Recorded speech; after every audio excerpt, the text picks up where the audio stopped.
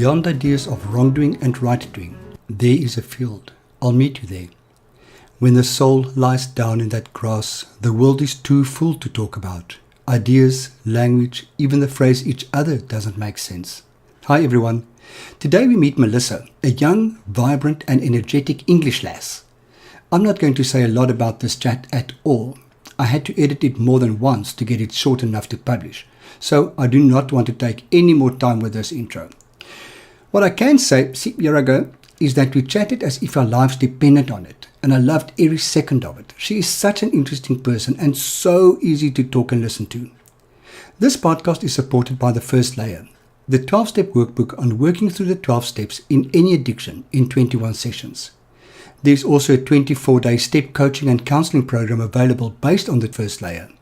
More information in this regard, go to www.freddy.org.za and click through from the notices at the right of the homepage. I hope you have as much fun listening to this episode as I did making it. Sit back and enjoy. Melissa, welcome to Meet Me in the Field. Thanks for having me. I haven't seen you in such a long time. Thank God for social media. Yeah. Because there I see, you don't post a lot actually, thinking about it. No, I don't actually. Are you too busy studying, or is social media just something that you're not that into? I think I get more into it when I've got more time on my hands. So if you don't hear from me for a long time, you know that I'm batshit crazy running around somewhere. But also I think that I've just realised that it's better to be in the moment. And then if I need to catch up and post stuff, I'm still doing a lot of stuff. I'm still out and exploring or having delicious food or whatever. I'm just not posting as much. Okay. Now, you're from the UK. Yes. How did you end up in South Africa? It was recommended to come here because it was due to my using. Okay. So you came for recovery? I came for rehab, yeah. Okay. Yeah. And we were at the same place, it seems. A few years apart, just down the road, basically. It was the best. And funnily enough, we are sat in a living room in the same little town where that place is. Freaky. How crazy is that? I never imagined I would live in that town. So you came over for rehab, and at what stage did it dawn on you that you might want to stay? I think when I got here, I was like, oh my gosh, look at this place. And I got here in April with a suitcase full of summer clothes because to a Brit that's never been to Africa or South Africa, there's no seasons, you know. And my rude awakening was getting off the flight and finding it was absolutely pouring down with rain and it was freezing cold. But I just... you thought the plane made a U-turn. Completely. I was like, if they drop me off in the right place. What do you mean there's rain? So naive. I think for me, arriving here and knowing that I was changing my life and I was leaving all of that, the drugs, the booze, I even quit smoking in rehab. Did you? Yeah. Okay, you one ahead of me. I refused to. Because that rehab wants you to stop smoking. Yes. The guy that owned it, he used to say in one of our sessions, he would ask us some questions. How many meetings have you done? Have you spoken to your sponsor? Yeah. Are you still smoking? Ah. And if he said yes, he'd say, then you're still in your active addiction. Ooh. And I heard that. And I was like, but I didn't come here for that. Yeah. I don't want to still be in active addiction. Hang on a second. What?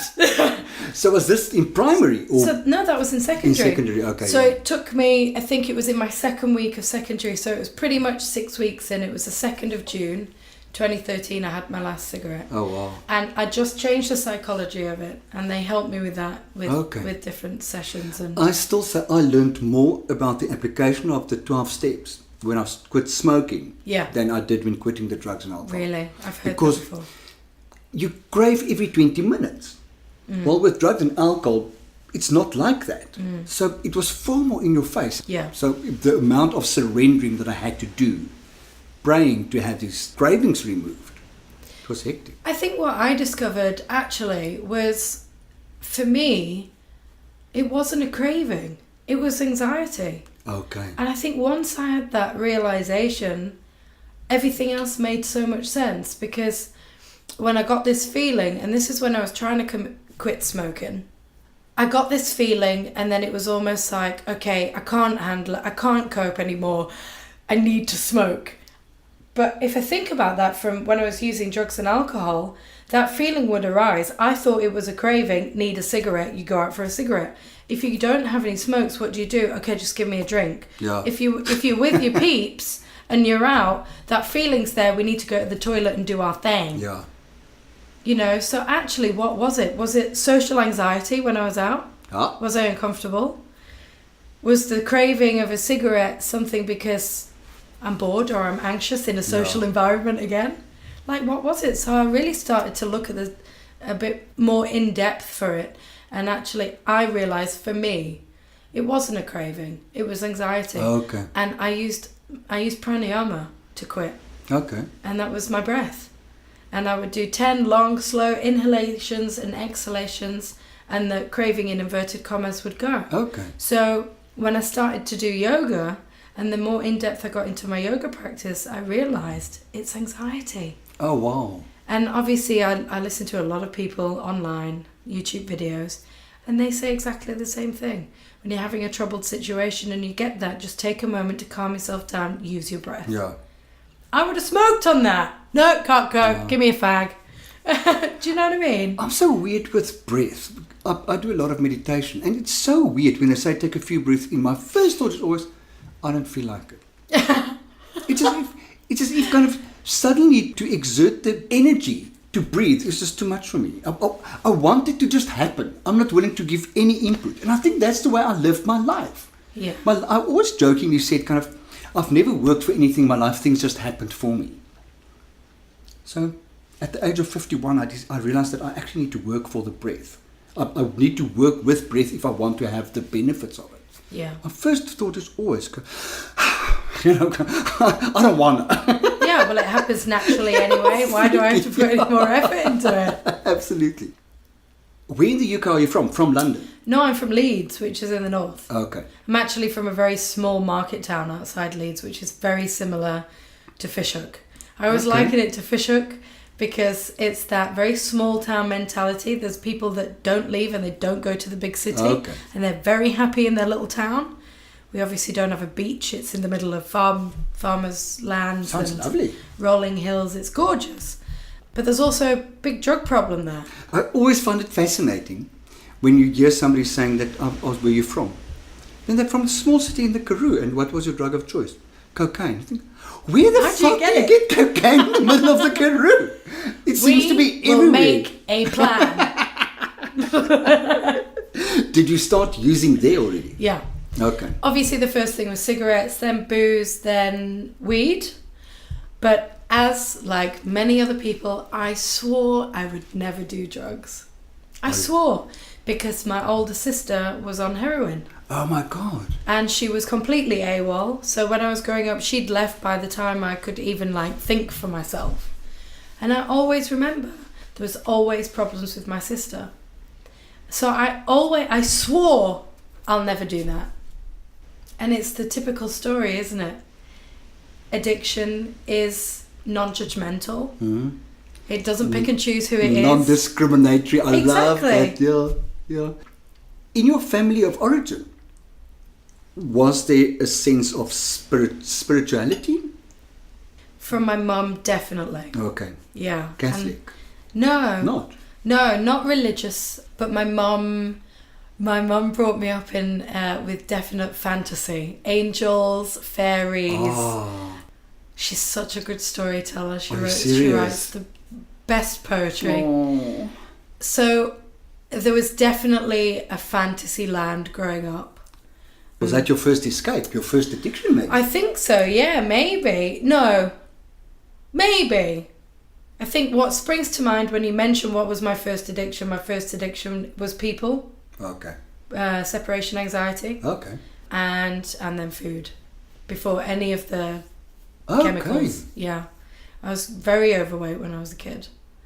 I went from being, I know this is off topic, but I went from being a child model to then just wanting food all the time and gaining weight to the point where when I was 13, I was in like 15, 16-year-old clothes, and Okay. you know, I was big. Yeah.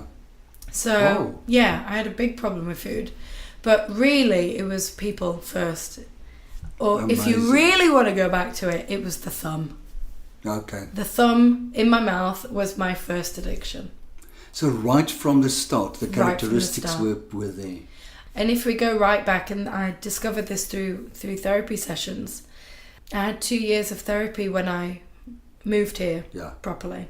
And we discovered that the pattern of my comfort when I'm feeling anxious or unsettled or vulnerable was ice cream. Oh. So we obviously everybody loves ice cream, but ice cream, milk tart, Greek yogurt. So my therapist was like, hang on a second, is this really just a passion that you have for ice cream, or is it a milk thing? Let's investigate that. Is it a mother's milk thing? Oh my word. I want to know what happened when you were a baby.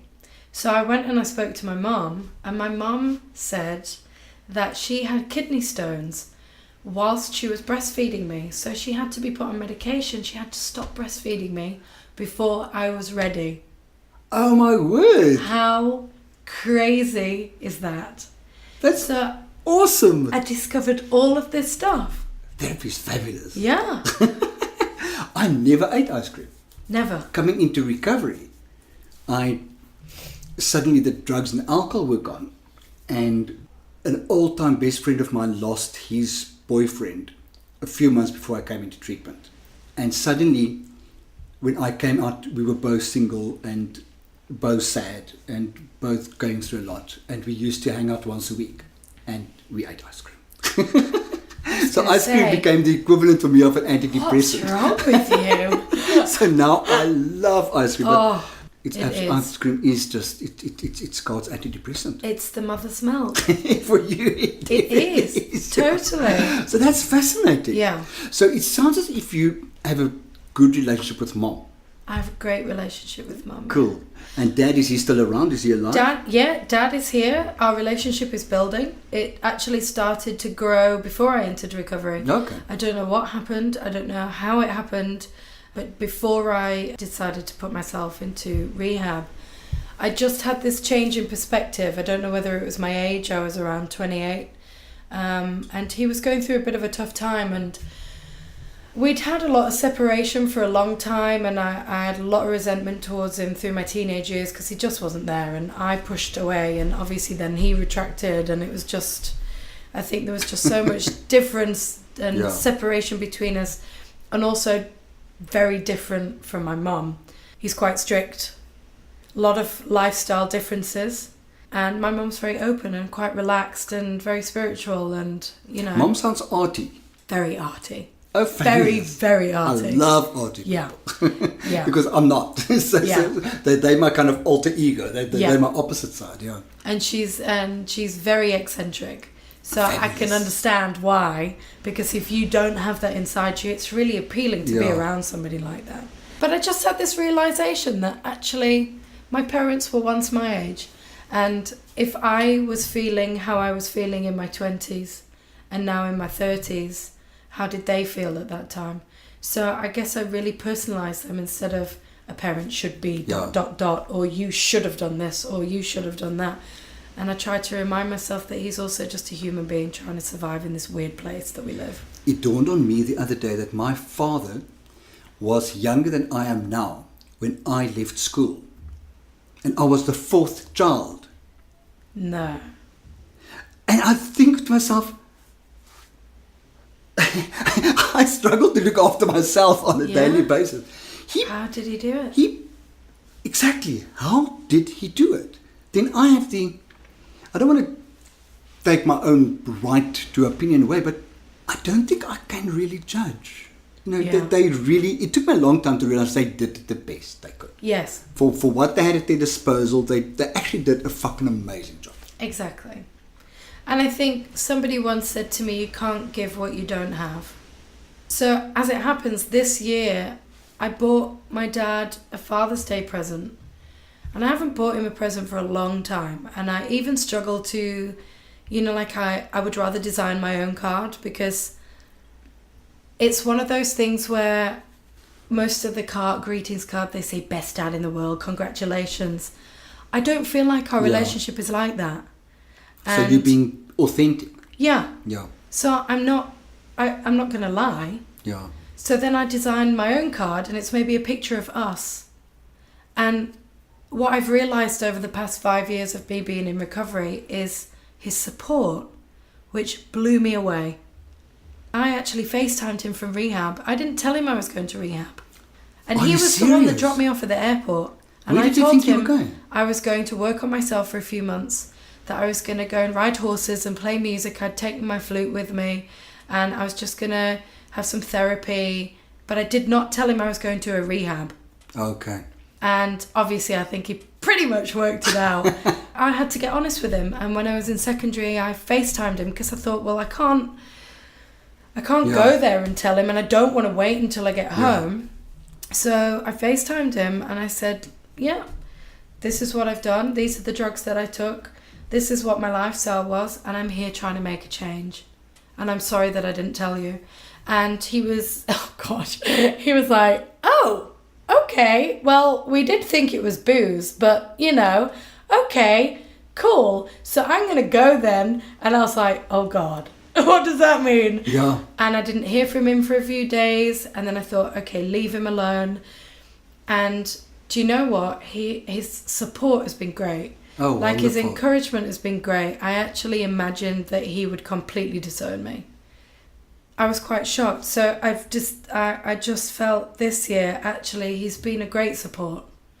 And acknowledge that. And I've acknowledged that. And I bought him a really great gift where he gets to pick an experience himself. Oh, fabulous. And he FaceTimed me on Father's Day, or I FaceTimed him, sorry. And it was, and he looked really chuffed. Oh, sweet. And it's quite difficult to please my dad. He sounds British. He's very British, and he's from Birmingham. So, yeah. So I was dead chuffed, you know, and I feel like that for me is recovery in action. That is my growth, to be able to also give to my dad. Yeah.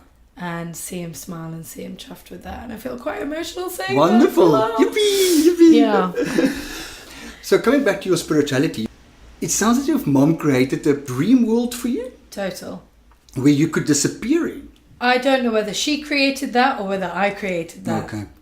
Because I also found when I was at home last year, I was looking through all my old stuff. Oh, God. And why do we do that to ourselves? Indeed.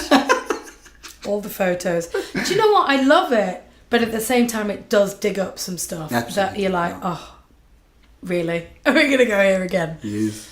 But I found some of my schoolwork from when I was at junior school. Yeah.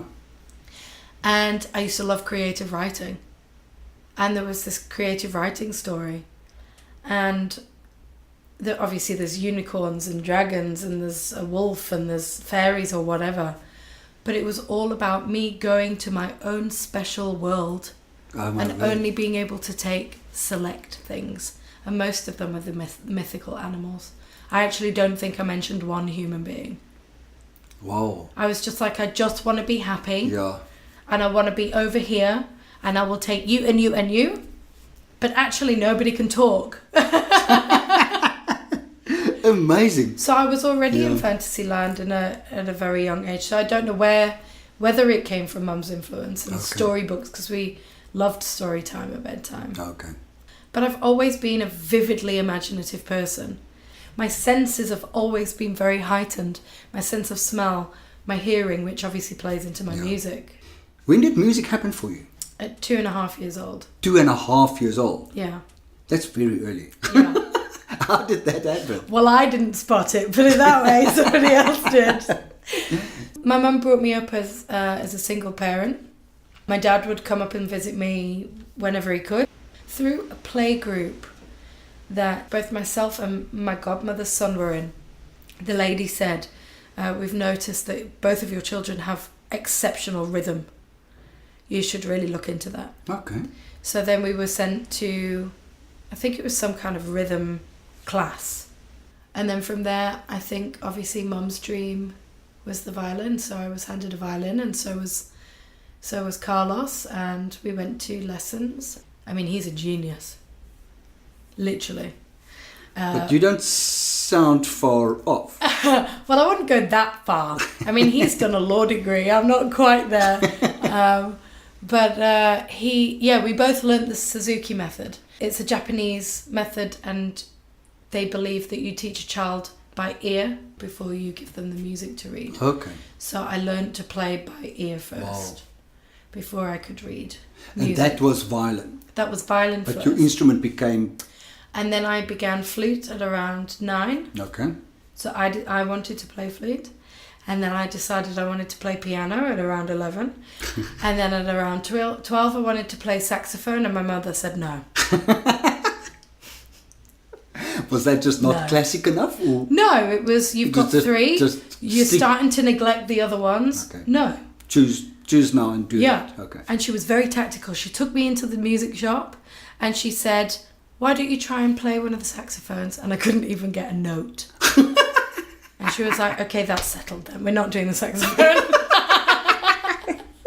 Now you come into rehab, and it sounds as if there wasn't a concept of God or anything in your life at that stage. So when you read the 12 steps, what happened for you? Well, I mean, don't get me wrong. There was something, because, I mean, my drug of choice was ketamine. That sent me on a magic carpet ride most of the time. So, I mean, we mentioned earlier, before we even started the interview, about somebody else saying, I don't believe in God, but music is my higher power, whatever that person might want to understand it as. And music was my out-of-body experience. Music was the only thing, and obviously my friends and maybe a little bit of my family as well, obviously, but music was the thing that really got me through. So, not God specifically. Yes. But there was something.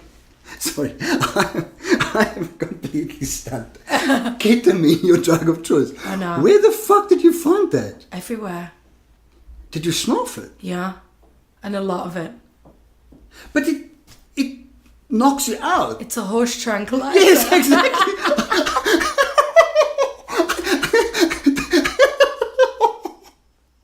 I also can't believe it. How the fuck did you function? And you know what? I was so skinny as well. So it must have knocked you for a 6. It actually stopped knocking me for 6. It actually started working more as an upper for me. It was bizarre. The first time I ever tried it, I tried the tiniest little bit on the end of a key, and it sent me into a magic carpet ride, and I was like, oh my gosh, where have you been all my life? Whoa. Actually, no. That is a complete lie. The first time I tried it, I was given a line as long as the lines that I used to do of cocaine. Oh my. And it completely shafted me. It completely screwed me over.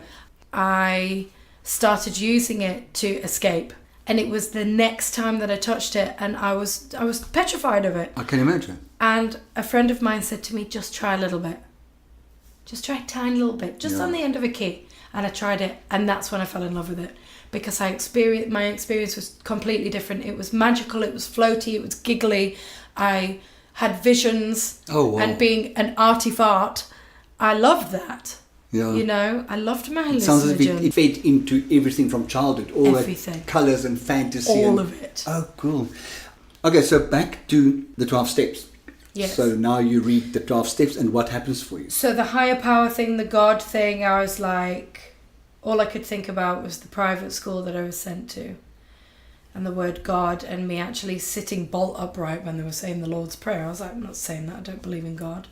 I used to pray to God on my knees when I wanted him to take me away from my family, because I didn't feel like I belonged in that family. Okay. And nothing ever happened, so why should I believe in God? Yeah. I was still there. There was a lot of stuff going on in the childhood home, so I became very resentful that I couldn't get away from that. Obviously the typical, you know, if there was a God, people wouldn't suffer, people wouldn't die, people wouldn't be starving in Africa. Absolutely. And everywhere else in the world, you know, all of that. So when I heard the word God, I was like, don't know how I feel about that. So I wouldn't say God at the start of the Serenity Prayer. And then all of a sudden we had this talk by a guy that used to come in, Father Harry. Oh my word, I loved Father Harry. And the way in which that man spoke about God, I just completely resonated with. I loved that man. He was incredible. He made such a difference to so many people's lives. So many I people. wonder if he realized that. Father Harry, if you listen, please know you made such a difference to so many people. Absolutely. And it was very simple, and I'll just mention a few key things. God is the universe. It's good orderly direction. It's the great outdoors. It's dog spelt backwards. Great outdoors. That's a new one that I'm learning. And I also learned in a podcast recording the other day, gift of desperation. And that. Yeah. So I identified with that, and he also just explained, how can you explain you get a cut on your skin? It heals, you don't have to do anything.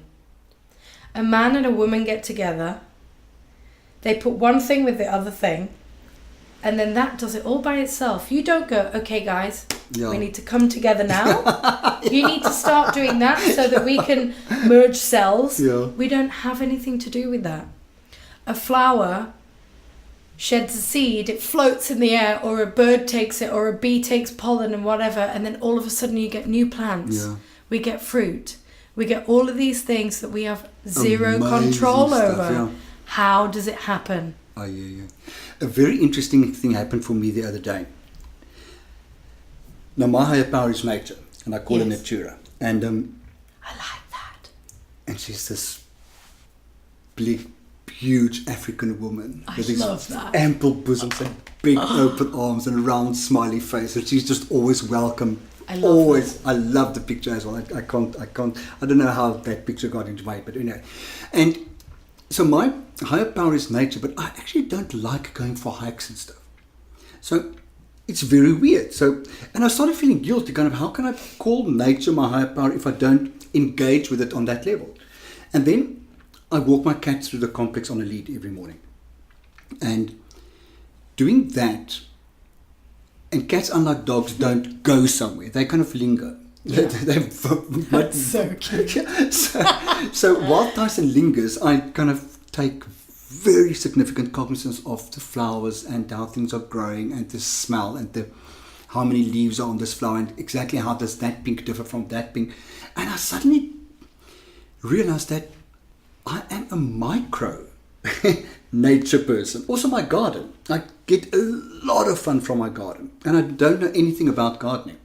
But a lot of people in the complex come knock on my door and say, I need to plant this tree. What do I need to put to the... I don't know. No. I don't know anything about gardening, but look at your garden. And it's because I made a deal with Natura. Beautiful. I'm going to rip out the ugly and please help me to make it beautiful. Wow. So I have a micro association with nature. I don't have to be on a mountain to be in touch with nature. It made me feel good because I really felt guilty. I need to go for hikes. No, I don't need to go for hikes. Yeah. I found it right there on my front step. Exactly. Yeah. I found it in your garden when we looked out there. Yeah. I love the green there. So now you've met God. Mm. And was it a natural progression for you? Was it easy? The whole recovery thing, the whole spirituality thing? I think prayer was the most difficult because obviously I just felt like I was talking to myself. Yeah. But really, that's exactly what I'm doing. So when I came to terms with that, it made it very much easier. I love that. Because I sometimes go on my knees and I start talking to Natura and I think, Freddie, you made this up. You are putting all your faith, everything, your whole life. You turn your will and your life over to the care of what exactly? Yeah. And then I think, but is it really so different from other things? And I'm completely okay with it. Yeah. I think once I accepted that actually it is what it is. Yeah. And what is it? I don't know. Tapping into something bigger, stronger, more powerful, whatever. And I think that comes with trust as well. It's just trusting, kind of building trust and finding acceptance with self is all a product of that. Because I want to say that trust, I think it is trust in self that starts coming, and then you can actually expand that wider. Yeah. So I saw you we realized earlier, maybe 4 years ago, so you were really fresh in recovery. Super fresh. One thing I remember, what I'll never forget, are your beautiful tattoos. Especially your two birds. My love birds. Oh my God, they're awesome. They are so beautiful. And I have a new one as well, which is my wolf totem. Oh, so cool. I have Wolfina now as well. Oh, wow. Yeah. And that's, again, part of my recovery process. Do you design your own tattoos? So most of them, the lovebirds were designed by the tattooist. But you knew exactly what you wanted? Yes. Oh, okay, cool. And where you wanted it? Yes. The only one that I don't have masses of love for is my first ever tattoo. But I'm sure everybody with tattoos will probably say the same. But yeah, everything else has meaning behind it. And I can remember what time in my life, what it represents. And I have a Ganesh that was overcoming obstacles. I started her just before I came into rehab. Okay.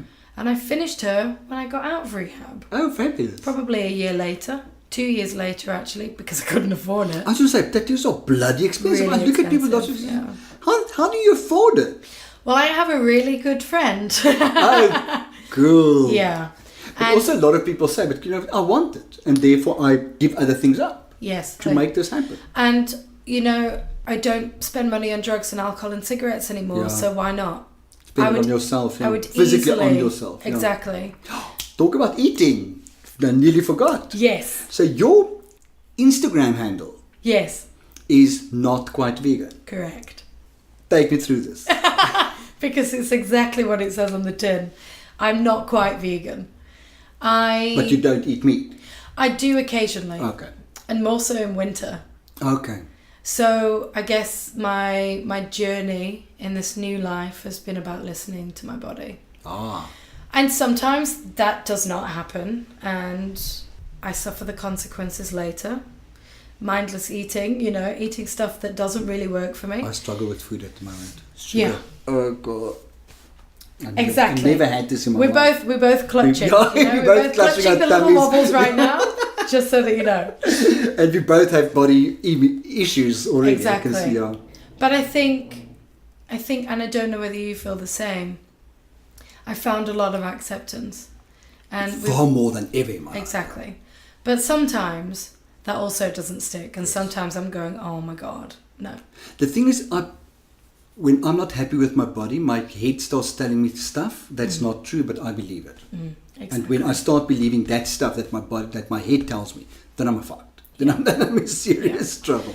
Well, I've actually just been listening to a lot of Byron Katie. She's such a big influence on my recovery. Byron Katie. And she does this thing called The Work. And she asks, this thought in your head, is it true? Okay. So initially you say, well, yes, of course it's true. But is it really true? And then she asks a couple more questions. And then she invites you to turn it around. Turn the whole process around.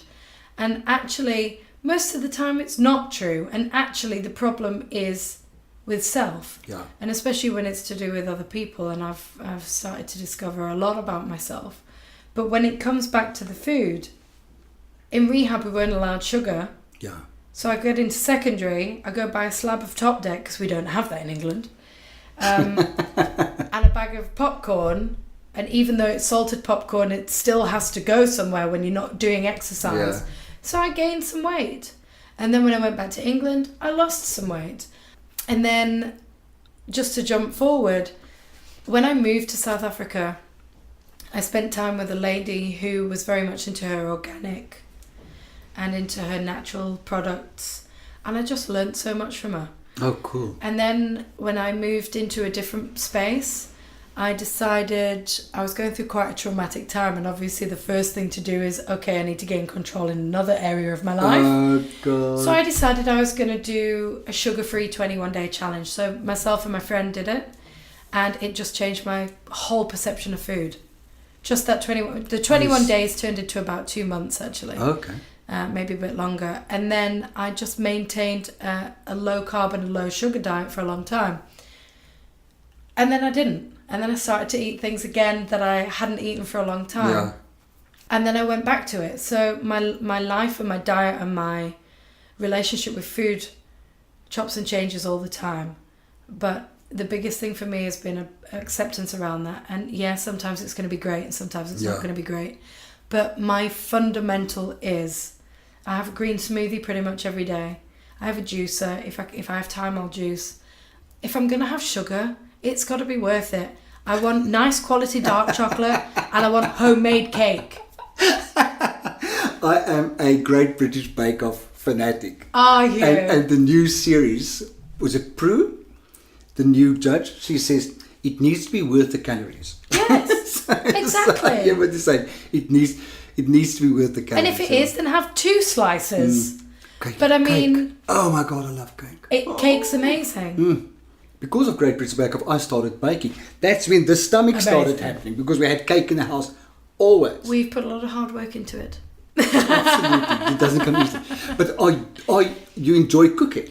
I love because cooking. You post beautiful food photos on Instagram and always look at this. Oh my God, that looks lovely. I love cooking, and I think my artistic expression comes through my presentation as well. But I've also worked. It really is. Thank you. I've worked in the restaurant industry for a long time as well. Okay, so you go through life with open eyes. Yeah, I do, and I love to learn about food. And I think one of my biggest interests is the relationship in which we have with food. Yeah. I've been through a stage in my life where before rehab, I stopped for about 2 years doing any drugs, maybe had a drink very rarely, stopped smoking weed, went to the gym 5-6 times a week. So there, cross addicted. Yeah. I looked great, felt great. But then again, a relationship happened, a relationship broke up. Oh, wow. And then I went back into my old lifestyle. So just to touch on the not quite vegan thing is because I started to really take an interest into where our food comes from and what it actually does to our body and what's in the food. I work for Jamie Oliver's in the UK. I mean, he's the biggest promoter of read the label. Yeah. Why are you feeding your kid that? Do you know how much sugar is in that? Yeah. You know, and so I've just opened my eyes. I opened my eyes massively, and I started to watch documentaries. And I remember watching one specific one, and I didn't eat meat for almost a year. I was just like, oh my gosh, what are we doing? What am I doing? Oh no, I can't. I'm there at the moment. In my head, I'm a vegetarian. Yes. In practice, not yet.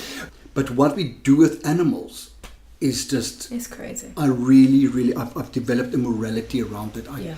I don't feel comfortable that thing had to die in such a way for me to stuff my pile. Yeah.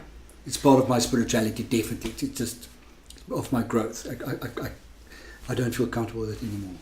I think that stuff my face, that is such a valuable statement, because that's exactly what we do with food now. And I don't see anything wrong with somebody enjoying meat, but not every day, not mindlessly. Yes. I mean, if I'm going to eat meat, I want to know where it's from. Yes. Preferably free range.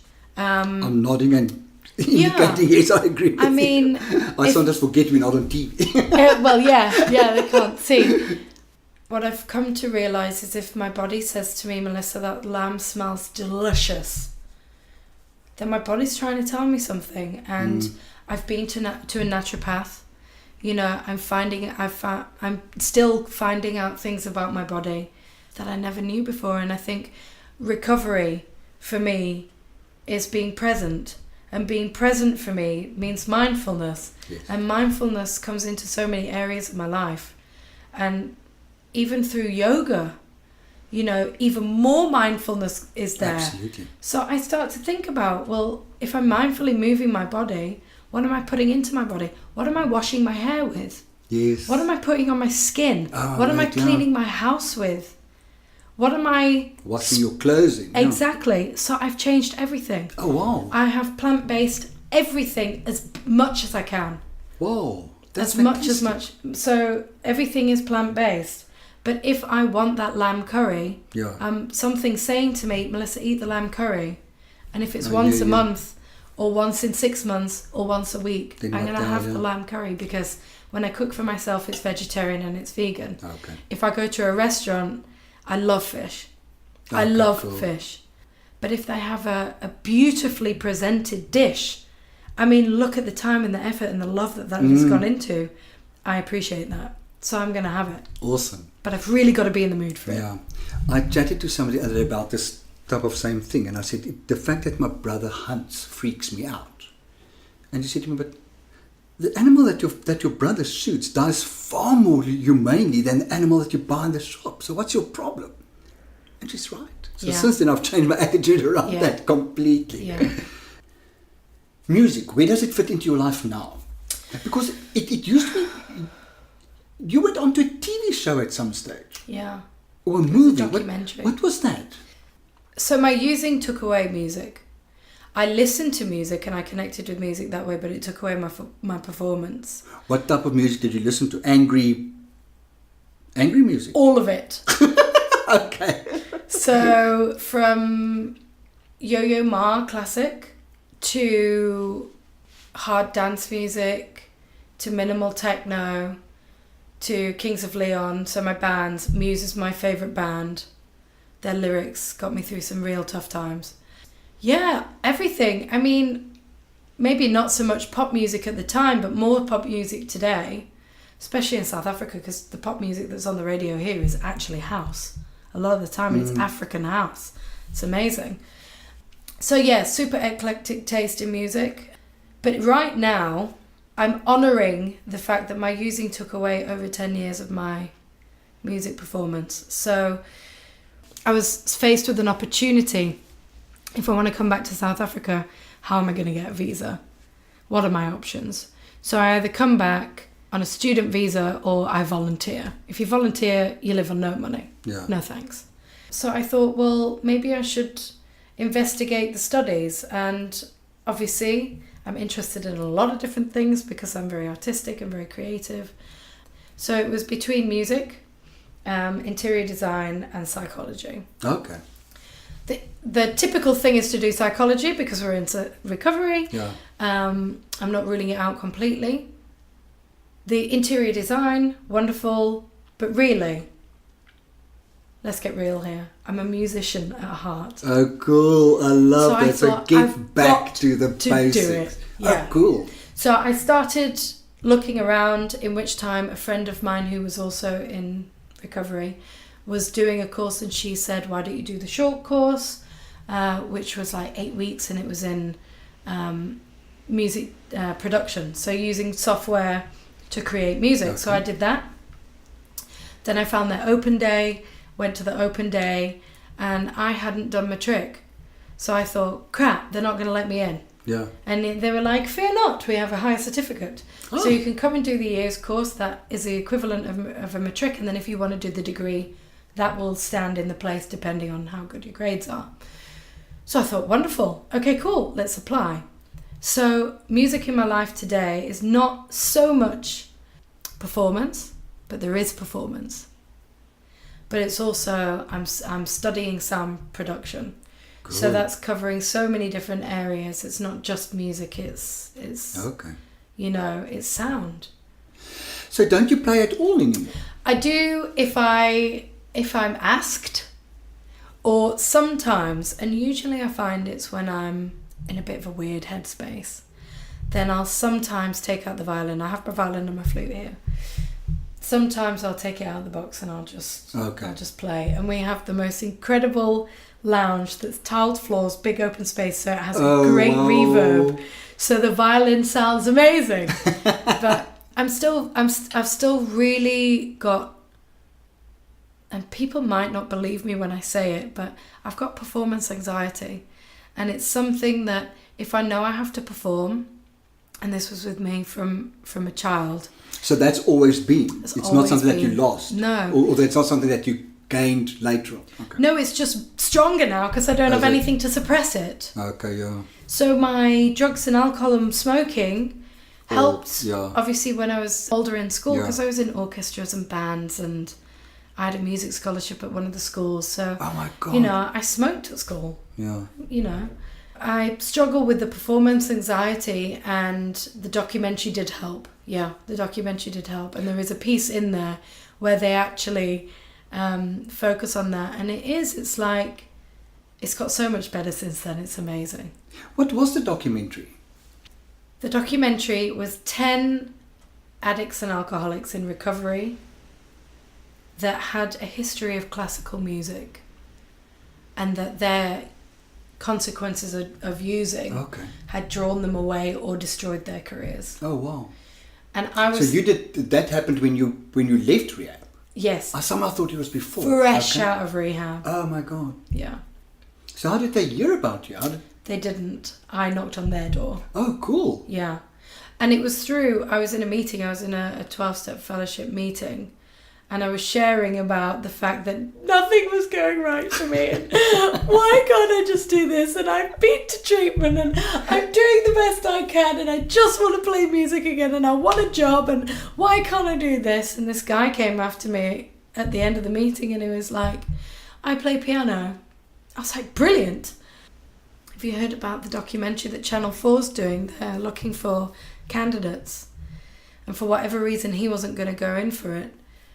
He said you should look it up, and he mentioned the name of the composer, and yeah, he said you should get in touch. Typical messy brain forgets. Oh, no. Until 2 weeks later or a week later she has another meltdown. I think the kitchen drawer fell on my foot, so I went mental, threw things everywhere. Fuck this shit, my life's so crap. And then I sat down in a puddle full of tears, and it popped into my head, that Channel 4 thing. So I Googled it and I got a contact number. Actually, I sent a message. Within 2 hours, Freddie, they'd phoned me and they were like, are you free to do a telephone interview? I was still wiping the snot off my face. So I actually had to say to her, can you just give me a moment? To pull myself towards myself. I've just had a bit of a meltdown. She was like, it's fine, I'll call you back in 10. And then we did a telephone interview. She said, you qualify. Are you free to come down to London next week? Obviously, over the moon. So I hesitated and I was like, I don't have any money. Will you be able to help me out? She was like, of course, it'll be all expenses paid. I was like, sign me up right now. Right, I couldn't wait to get out of Where's the dotted line? I mean, I was in my old house. All my using went there, fresh out of rehab. God. I was crazy. Yeah. So London calls and I'm like, take me now. So long story short, there was 10 of us, and you know, it was from a lady who was in her 50s to a girl that was a bit younger than me, and all of us had this classical music background, but for whatever reason had either become sidetracked or had actually like screwed ourselves over. And we created the most amazing music, and the brainchild of it, he'd lost his son to a heroin overdose, and he was only 18. Oh. James McConnell is the composer. So, I mean, he's a recovering alcoholic himself, and it was based around a conversation with his son that was, what if we could get all of these crazy addicts that are such amazing artists together and actually do this whole music shebang. So that's what we did. And we worked with 2 members from the London Symphony Orchestra. We worked with a world-famous composer, and we created a 22-minute piece of music, original music. Oh, wow. And we also got to play Beethoven's 7th Second with the London Symphony Orchestra. So where do we find this? What's it called? It's called the Addicts Symphony. The Addicts Symphony. Addicts Symphony, Okay, yeah. so we can, on YouTube, just go the Addicts Symphony. It is on YouTube. Because do you mind if I put a link? Of course not. Awesome. I'd love that. Fantastic. But the actual performance is in a second video. And I encourage anybody that watches it, watch the documentary first. And then watch the music, because the magic is there. Oh, my God, that sounds amazing. Yeah. I'm getting goosebumps. I'm getting goosebumps. Because it's really easy to forget that I've done this kind of stuff. And actually, I was chatting to my partner the other day and saying, I've actually worked very hard to get where I am right now. And I don't give myself credit for that. Yeah. Because it's very easy to look around and go, oh, that's not going right. Or, oh, God, I've got to do this. Oh, I'm so tired. Look at all these things that I have to do. But actually, There was one point in my life where I felt I had nothing. Yeah. I felt I had nothing. It was a complete lie because I had everything. But I was so empty inside that I was just like, I need more. I am such a strong believer of we need to celebrate the little victories. Yeah. Every single one of them we need to celebrate because we don't see that. Let's wrap up with two things. You now live in a lovely little place and you have a boyfriend. I do. And from what I can gather, relationships were dangerous for you. How do you feel Right now? in this relationship? In this relationship. So it is the most incredible journey that we've been on. And we are continuing to go through because I think deep down, fight or flight is ingrained in my psyche. Yeah. So to actually be in a relationship where somebody is willing to not only sit down and talk about stuff, but also to challenge and to say, hang on a second, this is not right. And I'm still getting my head around that, you know, and I'm still... And support through the challenge. Yes. Not a challenge and fuck off. Yes. Kind of, I'm taking No, your that's hand me. That's me. Yeah, totally. Okay. So, I mean, it's a conversation that we're having at the moment. It's like, you know, we just need to keep communicating, keep doing what we're doing. Because actually, I think we're doing better than we give ourselves credit for a lot of the time. Invariably, that's what happens. Yeah. We're always doing better than we feel. And most of the time, Freddie, we have so much fun. Awesome. And we have such a laugh. And he's so inappropriate. And I'm so inappropriate. You know, I'm an English girl. I'm a Yorkshire lass, really. And for so many years, and sometimes I can pretend that I'm not. But I will say that it is just... I really have to give this relationship credit for the fact that I'm in a relationship with a man that is willing to discuss things. Oh, fabulous. Because being an English woman and a Yorkshire lass, we don't do that over there. Yes. And not many, I'm not going to say not everyone, Yeah. but not many men are willing to sit down and talk about stuff. Absolutely. And go, okay, I love you. Okay, let's try and work on this. Oh, well. I don't come from that background. Yeah. So I'm still trying to get my head around that. Yeah, we can fight. Well, I don't even know whether fight's the word. We can, because I don't think it is a fight, but we can... Disagree. Yeah, but quite passionately. Yeah. Yes. Yeah. And what I've learned through people like Byron Katie and my sponsor, oh my gosh, my sponsor. If I didn't have her, my gosh, I think we would have lasted 3 weeks. What I've learned through her and Tony Robbins is that if you have an argument, it's because you're in a relationship with a passionate person. Okay. Do you want a dead plank of wood? No, I don't. Yes. So actually, Awesome, yeah. the fact that we can both express ourselves is great. But yeah, it's definitely, we're still very much learning each other. I'm so happy when for I'm you going. guys. I really am. When I Yeah. saw it the first time, I was like, oh my God, this is so sweet. I'm so chuffed for both of you. As I Yeah. said, I just got to know him as very quiet. But Yeah. there was something really, really, really real about him. You've got my blessing if that means anything. Thanks. That's really important for you, isn't it? Yes. But he's a special being, and Awesome. his service and his dedication to his recovery, Fabulous. you know. I must get him on here as well. Yeah, definitely. Yes, so I'll work through you to make that happen. That'll be fab. And then there was another thing that I wanted to bring up. Yes, life today. Yes. How is it? Turbulent. Turbulent good or turbulent bad? Turbulent good, Okay, but cool. sometimes I have days where I'm like, what the fuck am I doing? And where does it come from? Is it emotional turbulence or do you Yeah. create chaos in your life? Just emotional? No, I mean, it's emotional. It's very much internal, and then obviously some of the stuff comes out sideways. If Pours you out. speak to Alex, he will tell you straight up, she's fucking crazy. Batshit crazy. She's crazy. My head can work against me very easily. I try my best to manage it. I try my best to keep it in the back garden before it gets let out into public, you know, and I phone my sponsor and, you know, and I just have to come to terms with the fact that I am an addict. And it's very easy to forget that. And actually, I can give myself a break. Sometimes I mess up. Sometimes I say stuff I don't mean. Sometimes I act weirdly. I'm very sensitive. Very sensitive. And I'm a very emotional person. I would, if I were you, just blame the artist. I'm an artist. Well, I am an artist. Exactly. So, But not everybody understands that. my feeling is that artists can get away with anything. Exactly. No, it's just my other personality. Yes. But I once read it. I once read a quote, and it was, the artist struggles between wanting to be surrounded by people and wanting to run away and hide, and that is completely how I feel sometimes. And sometimes I just really need my space. But then too much of that is detrimental.